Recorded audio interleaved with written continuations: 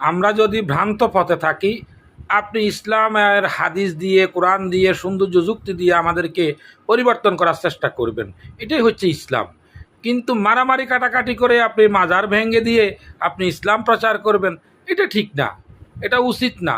হ্যাঁ, মাজারে যদি কোনো অনৈতিক কার্যকলাপ থাকে সেটা যৌথভাবে আমরা সহ প্রতিরোধ করব। আসুন, আপনারা সনাতনীদেরকে বলতেছেন দুর্গাপূজা আপনারা সাহায্য করবেন, সেখানে ভলেন্টিয়ার হবেন। মোদিজির ভয়ে, ইন্ডিয়ার ভয়ে তাদেরকে সাহায্য করার জন্য আসতেছেন। আর আপনি এইটুকু বলতে পারলেন না, ঠিক আছে আমরা মাজারে ভলেন্টিয়ারের দায়িত্ব পালন করব, সেখানে আমরা কোনো রকমের মদ, গাঁজা, বেবিচার, জেনা, বিভিন্ন রকম বেপর্দা সেটা করতে দেব না। আপনি সেটা বলতে পারলেন না, এটা ঠিক না দাদা। ইসলামকে ইসলামের মতো থাকতে দেন। চোখের পানি, বুকের রক্ত আর ঝরাইয়েন না।